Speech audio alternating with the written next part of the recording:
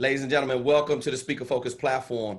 I have the privilege with me today on the show is the one and only Mr. Kurt Kaywood. Train Man Wins is in the building. What's going on, Kurt? Oh, life as usual. I'm just enjoying it. That's all. Absolutely, man. Kurt, thanks so much for taking the time out of your busy schedule, man, to have a conversation with me. This is long overdue. Let me just jump right into it, Kurt. I know you talk a lot about systems. Could you tell me a little bit about your background, where you come from, how you developed that mindset to run things on a system to have the success that you had? Wow. Born and raised in San Francisco, California. And my dad was a bartender, a realtor, and a barber. Okay. And so he instilled some of these things in us. And so one of the things that actually I had to look back on, being the fifth out of 5 kids. Okay. I remember when I was around 4 or 5, we had 20 stairs going down inside of our house and 20 stairs on the outside. And so I was standing at the top of the stairs at 4 years old. My father said, "Hey, stand right here and don't walk down the stairs." So I said, okay. I didn't walk down. I slid down. Okay. and so I got to the bottom of the stairs and I'm standing there and they're like, "How did he get down there?" And so I proceeded to show them how I did it. And they're like, "Wow, nobody ever, I slid down feet first." Okay. And so that started my mindset of thinking on my own. Okay. And I spent 30 years in IT. I started to learn processes, procedures. And so I just transitioned that mindset into processes and procedures, led me into learning skills that I had to do over the phone to walk. I was in my 20s and then the people that I was talking to were 50, 40, a lot older than me. So I had to have skills over the phone and in person in order to get them to do things that they didn't think a young person actually knew. So okay, that's where it started from. Kurt, let's tie those 2 points in together. Being young and also seeing the evolution of technology. Now, we have 50% of our platform is 40 years and over. We have a lot of retirees, a lot of veterans on our platform. We have a lot of people that are 50 and over on our platform. So you're talking about people that's been around for a while. They've seen technology grow. I'm talking about back in the 70s when they had the little punch card things. Yes, I remember my dad telling me about that when he had to go to work before we even had our first in-home computer, which I believe, if I'm not mistaken, we got in 1983 or 84 in the house. The first Macintosh. That was the first one. Yeah, exactly. So could you help our platform understand, like, you've been in it since then and seeing technology grow to where it is right now. So how does a young person get past that? And then talk about the evolution of technology a bit. Wow.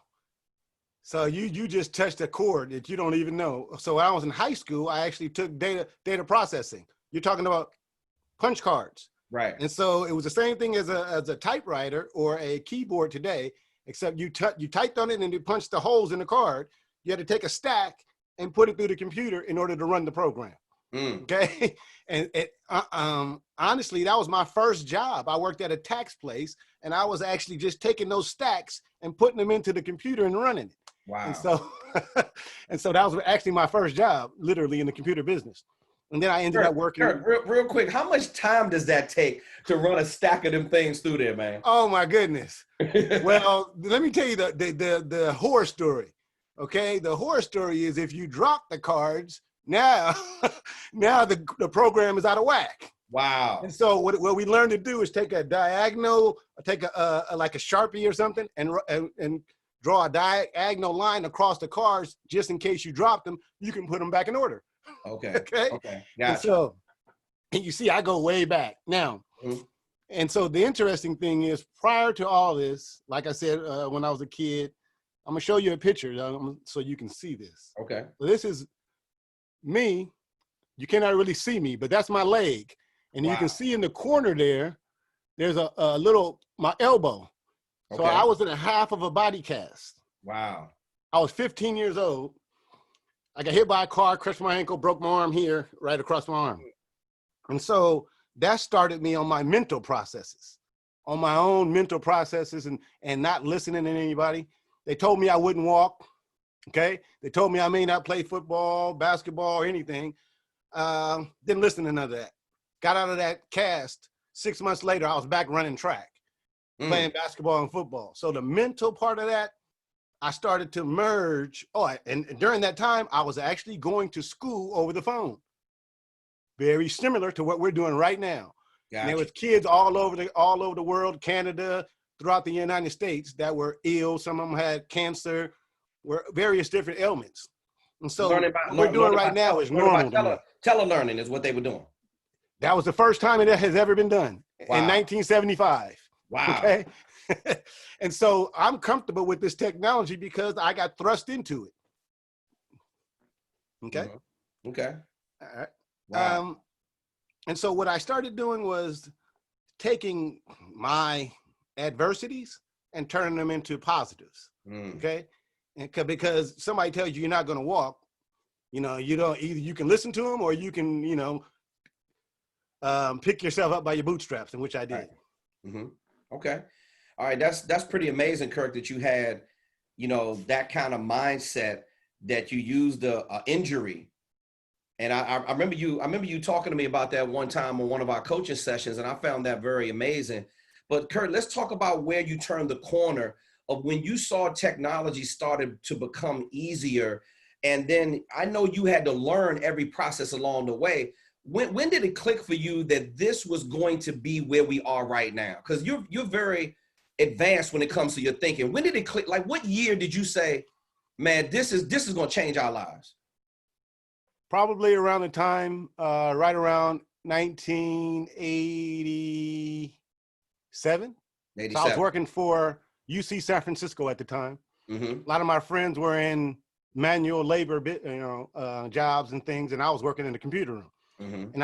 And I was actually, it was before the internet came out, and so we had a little screen at our job, and they said this is going to be the future, and they were saying you can do video, audio, and things of that nature on this platform, but we were just texting back and forth. It was just a green screen, a black screen with green text. And so somebody was in, I don't know, Afghanistan or wherever they were. And so it would take a week for them to respond. So I knew then, because they were letting us know we were going to be able to do what we're doing right now. Got it. And so I was telling my friends and family, hey, what I'm doing at work right now, we're going to be using later on. And they would look at me really strange. Right. Okay. And so It's been, I don't know, at least 30 years that I started telling people this. And then the last 10 years, when I left my job, I actually bought a computer, a laptop with a camera on it. And did everything remotely. After I left my job, that was 10 years ago. Gotcha. So I've been doing what we're doing right now remotely for 10 years minimum. Got you. Okay. So Kirk, now you obviously had a very successful career. You did a lot of growing and learning and developing, obviously teaching other people how to run systems. Can you tell me what does running a system mean to you? Why is a system necessary? Why is it something that you hang your hat on to make your money even to this day? Why is that so important for your brand? Well, if you look at a recipe, let's look at a recipe. The recipe is there for a reason, okay? Or the instructions are there for a reason. And so it's there for you to follow so you can get the end result. A lot of times people disregard the instructions or the recipe. They want to throw whatever they want in there. And then when it doesn't come out correctly, they want to complain. Oh, that didn't taste good, or that didn't work. Well, you didn't follow the instructions. Right. And so when working in IT for so many years, and creating documentation. As a matter of fact, my second job in the industry, I got to give this to a guy named Phil Tripolletti. He said, he got to me, he says, and I was the only black guy that was working there, okay? He says, this is what you want to do. Kurt, speak on it. And so he said to me, what you want to do is, if they have documentation, you want to make it better. If they don't, you want to create it. And so that's what I've been doing my whole career. If I get to a job, I see if they got the documentation, I make it better. If they didn't have it, I created it. And so now I'm teaching people, you are the one that's creating your own documentation. That's where the train man win came from. Okay. So what are you trained to do? Right. Everybody's trained to do something. You've been spent many years doing X, Y, and Z. Now you are perfecting that. And so I just happen to help people pull that out of them, really. Got you. Okay. So now, Kirk, that's what I was getting ready to go into next. It's pretty amazing. I remember the first time you told me about Train Man Wins. It made a whole lot of sense. Mm-hmm. And now, Kurt Kaywood has a Train Man Wins brand. Kurt, can you show the logo a little bit? Kurt, you got to give me the beanie. By the way, you got to send me that. Kurt, you got to put it up there, bro. That beat, man, you got, bro, where's the beanie, man? Here's the beanie. Oh, I love it. Train Man Wins. Hey, hold it right there, Kirk, because I got to do an illustration. Now, Kirk is holding up the hat for his logo, Train Man Wins. Now, it's one guy in a suit, and then the other guy is in kind of like blue collar clothes, and it's a bag of money in the middle. Now, if you look at the logo, the bag of money is on the man with the suit. He has more rope, and the money is being pulled to his side. So that is a great illustration of everything that your brand is about. As soon as you told it to me, I love the name and I like the logo. And like, how did Train Man Win, really come about, Kirk? Why did you feel it necessary to create that logo and say, this is what I'm hanging my hat on from here on out? You won't believe that logo came from a thrift store. A friend of mine, a business partner of mine, he liked to go to the thrift store. So and you come to a thrift store, he says, there's something in that box right there that you want. I'm like, so I started going through the box. I'm like, I don't see what you're talking about. And so he came over and he says, oh, it's in there. So I'm gonna show you the real logo. It was actually I don't know if I should say this, but this used to be a Ford advertisement. Okay. About 100 years ago. Mm-hmm. And here's the real logo. That's the real logo. Ah, got it. Okay. All I did was turn it into what it looks like today. Train Man Wins. I got it. Okay. Got it. No, that's a different. You see the images are different. You notice this, right? Absolutely. Yeah. Okay. So there was a big ad in the paper that Ford had put out. That was during the time when people were, they had their farms. And that was before he started hiring people to work at his plant. Right. And so the Train Man Win was working for Ford in a systematic system to create the cars. Model T. There you go. And so all I did was repurpose it. Okay. Got you. Okay. All right. Well, I mean, that's pretty amazing that you had the wherewithal to be able to connect that in with your overall vision. Kirk, let's accelerate through the years and let's talk about how you first got the passion of being to get involved in professional speaking. Like, I know you were already doing training. Obviously you were training people. I want to go back to something too before you answer the question, because you said something that was really, really simplistic, yet it was very powerful. You talked about if the people didn't have a document, you created the document. So in other words, if the reason for creating the document is so they could follow the step-by-step process, right? Correct. So when did the aha moment come when you said, man, I got to get in the speaking game? So I've always been good with words. Okay. I've always had a dictionary because watching TV and watching the news, these words that was being said by people, I didn't understand them. So I would take the dictionary, and just look up the words. And so my mother actually told me, you should be a speaker. I've held back until now because I didn't think I had enough to share. Okay. And so now that I have enough to share, I've been through a lot of things. I created documentation. As a matter of fact, when I worked at the library, this person had been at the library, running the library system for 30 years. She never let anybody run that system. I was there for 30 days. She was able to take a 2-week vacation. So she passed on the information. She had little scrolls. I created the documentation. That's why she trusted me. Okay. And so what I found was when you're able to do that, you give somebody something and they can just follow it, you can leave. And so rather it be making a sandwich, I'm just going to be simplistic, or doing a heart surgery. So you still got to follow those procedures. And when you know the end result, those steps are very simple if you follow them. Correct. And so, in person is one thing, over the phone is another thing, and in writing is a total different thing. And so that's what I started using those skills in order to, allow people to get the job done without having that stress, because now they have documentation to follow. When you don't have anything, you're going rough shot and you don't know what to do. That's a stressful situation. Gotcha. So really it's removing the stress from people by giving them something to follow. Okay. Well, you know what? That's what we're all about on the Speaker Focus platform. And, you know, we really push hard to get our students to understand that the value that you have in your signature programs is what relieves the stress.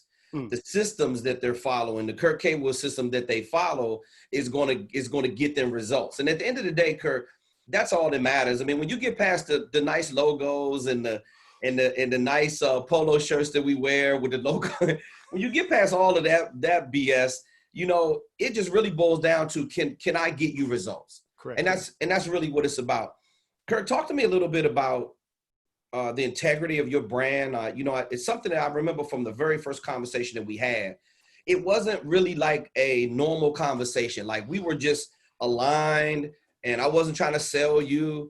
You know, we had like a brotherhood right from the start. Talk to me about integrity in business and why do you think people are lacking that in the marketplace right now? Well, you know, the interesting thing is, so integrity was high from my father. Okay. And so I remember when we were going through the signature programs and I had got 4 signature programs and I said, well, something's missing. And I was like, oh, integrity.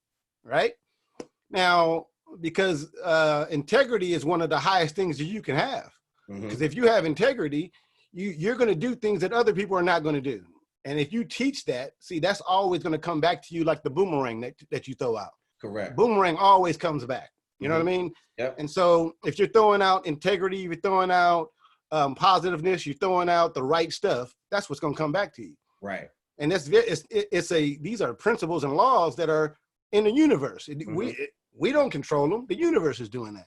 Correct. And so it's you that's throwing out that energy that's coming back to you. And so let's see. The other thing is internal. See, what I've showed you when I was in the cast with the logo, all that's internal. All I'm doing now is showing what's inside of me or bringing out what's inside of somebody else and letting them see, okay, you might want to make a tweak here, tweak there in order to get your end result. And that's the simple thing. But most people get in their own way. I call it stay out of your own way. Okay. And people get in their own way by, I'm just going to say, okay, you're on a diet or whatever. I'm just giving you an example. And now you're saying you go hang out with your friends and you're normally eating fresh vegetables or, chicken or whatever. And now you're with your friends, you want to go to McDonald's. That's going to take you off your course. Right. Okay. And so it's about your internal focus, the integrity, your skills, action, and then collaborating with people. Really, I mean, those things will get you exactly what you want. And if not, you just have to adjust it to get what you want. Well said, Kurt. Kurt, tell me about your mindset prior to joining the one-on-one coaching program. Kurt, I want you to speak to higher level entrepreneurs because, our platform is for everybody. We have people that make a minimum of $30,000 all the way up to $30+ million and everybody in between. So I want you to talk to the higher level, the higher skilled entrepreneur that thinks that they have it all figured out, but perhaps they're missing a component of the marketing. Where were you prior to joining the coaching program, and what did you learn by joining the coaching program? So one thing that I did learn in our conversation is that you had skills that I needed, okay? Because you've been doing what you've been doing for 30+ years. I've been doing what I've been doing for 30+ years, just different things. Right. And so when we had that conversation and you started to run down how your system worked, I'm a systems person. I heard a speaking system that I could follow. Okay. Right. And so because I had pertinent information, I said, wait a minute. That's when I said, I can do this, this, this, and this. And we started bouncing our, ideas back and forth. But a higher level person, and I'm going to call it like this, they're usually arrogant because they've made all the money and they think they know everything, unfortunately. Right. And nobody knows everything. Okay. Right. And being trained, being the 5th out of 5 kids, I couldn't say anything probably for the first 15 years. I just had to follow instructions. Okay. Kurt, you had to wait till everybody graduated high school, got a job, went to the military, you had the house to yourself. That's correct. That's right. And then I can start speaking up. Yeah. And so sometimes a person that's had success, they have now attached themselves, they know what to do. But when somebody like yourself, a professional at speaking, a professional at presenting, professional at getting things across, that person can learn from you. Maybe a little bit, I don't know, or maybe a lot. But just thinking that they know inhibits them from learning. Very simple. Got you. Okay. Kirk, let me ask you a question. What are the biggest things that you got from the one-on-one coaching program and the speaker focused platform thus far? And, just getting ready to launch your brand out into the marketplace to book speaking engagements. What do you think the biggest value for you personally was? The confidence that you gave me when we were doing our one-on-ones and hearing what I was saying to you, like, man, that's powerful. Man, that's powerful. Man, okay. I never heard it said like that. And see this ring here? Yeah. I didn't wear this ring prior to our conversations. Okay. I only purchased this ring to imbue my speaking career. So every time I talk to you, when we did our speaker focus, right, I wear this ring. So when I start speaking, now that energy, and see, that's one of the things that I teach, internal. Your environment can set you on fire or put you back. Wow. And so you see, I keep turning it. Right. And so that's the main thing, is taking something from somebody and using that for your own self, wherever it is, whether it be in sports, whether it be in speaking, whether it be in business, whether it be in your household. You are always able to do that. And that's what I pull from you. You have a infectious spirit to teach people how to pull what's in them out. And I commend you for that. Because everybody cannot do that. Correct. We all got to work on our gifts, Kirk. And that's the reason why when we started talking about systems and, you followed the formula for the signature programs, and I was drilling you with those questions, and you were pulling from a real place, and it just started coming out. You talked about your dad, you talked about systems, you talked about integrity, you talked about the stuff that matters to you right now, Kirk. And it really wasn't hard for you. Again, a higher level entrepreneur is thinking, when it came, everybody's got to go back to the bottom of the hill when they're trying to learn a new skill. Kirk, speaking of that, what kind of goals do you have for your professional speaking career, and how are you going to integrate technology into your speaking as well? So again, since 15, it's always been technology for me. Okay. And so it's very simple. Right now, everybody's walking around with a computer. Okay. And that computer used to be a whole floor. And see, people don't realize what they have in their hands. And so from that level right there, if you remember, you talking about this? That's correct. Yeah. And so if you remember, the only people that had those phones back in the day were businessmen. So that means right now you're talking about every kid that has one of these phones literally is a businessman. And so you can actually teach them how to run business right out of their pocket. And so I take it from that level, and we can move to whatever level you would like to move to. Got you. So Kirk, I know from having conversations with you in the past.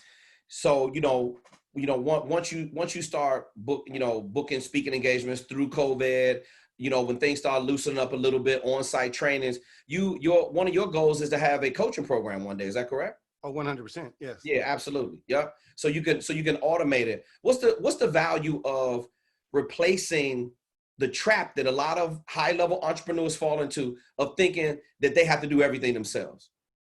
Again. So now you just said again, so that whole documentation. So now you can now record yourself in your sessions, 30 minutes, 40 minutes, 15 minutes, an hour. And now you did that one time, but now thousands of people can actually rewatch that at any point in time, frees your time up to take trips, be with the kids, be with your mom and dad, whoever it is, you know what I mean? See, this is where other people say, oh, I have to be there. Well, you can be there if you want to. Okay, you can charge more for that. Well, you can charge a little bit for your recordings. That way you're actually multitasking at that point. And being in operations for so many years, I'm a master at multitasking. Okay. And so that's one of the things that people need to do, is learn, if you do the work first, you don't have to continue to do it.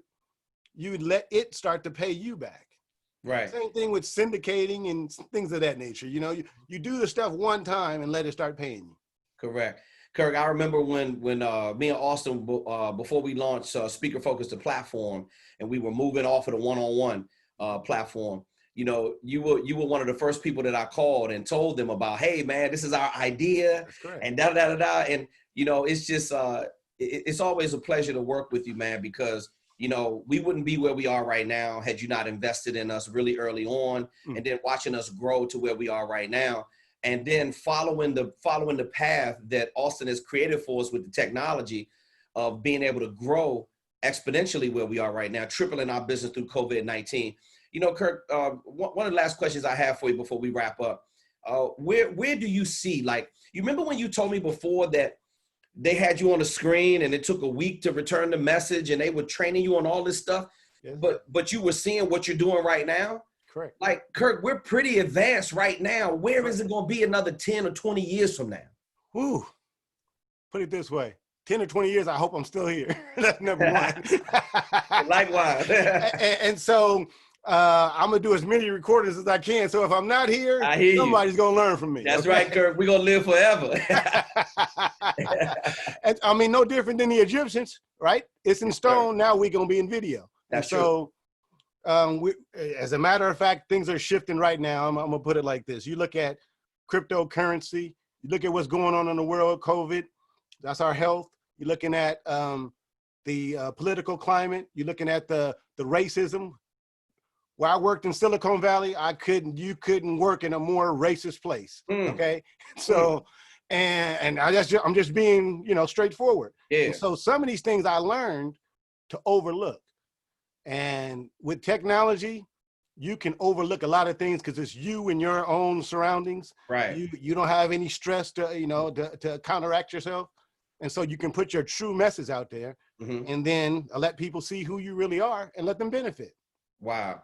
Kirk, how do you overlook in a negative, hostile environment, even when you're dealing with racism or any type of discrimination for that matter? It doesn't necessarily have to be about race. How do you overlook, still move forward without being bitter? Integrity. Because when you come from an integrous place, it doesn't make a difference what somebody else is saying to you because you have your own set of principles. Okay. And I got to give you the story. You know, I was working in Silicon Valley. This guy, I was after that first job. So every morning, this older white man would walk by me and I would say, good morning. He wouldn't say good morning. So I did this 3 times. I said good morning 3 days in a row. After that, I didn't say anything for 30 days. You know, the 31st day, he said good morning. Wow. And after then, we started, you know, interacting. And so I was what, 22 at the time. Wow. And so I just had those principles from my parents to stay focused on what I was doing and don't let anybody else get you off your track. Got you. Wow. Listen, Kirk, I know sky's the limit from here. I know we expect great things out of Train Man Wins. Listen, if anybody wants to get in contact with you for speaking engagements or consulting or coaching, tell our platform how they can get in contact with you. At the moment, you can reach me at Kurt@trainmanwins.com. That's the email. The trainmanwins.com is being redone right now, so you cannot go there. But eventually, you'll be able to go www.trainmanwins.com. Gotcha. And then you can always reach me on at Facebook at the Train Man Wins. I have a whole page there, or my personal page. Okay. And so those are the ways you can get to me, or phone number 415-571-3433. Okay. Those are the ways to get in touch with me. Kirk, this is the first time and it sure won't be the last, man. I thank you so much for taking our time and inspiring us with Train Man Wins and the systems of Kurt Kaywood. Thanks so much. I would like to say this. Thank you for, you know, doing your best, because what you do is exceptional. And thank you. Even with Austin, you know, the technology that he's showing, it's advanced. And so I'm not a salesperson. I'm not a Facebook professional or anything, but the systems that you guys are putting out, I'm following them to the T, and I'm just going to wait for the results to come on back. So absolutely, I have to praise you for that. Okay? Thank you so much, Kurt. Hey, Kurt, we're just going to keep getting more results and more results and more results, man. Hey, look, brother, I love you, man. Thanks so much for taking the time, okay? I love you as well, KT. Hey. And KTK to KTR. Yeah.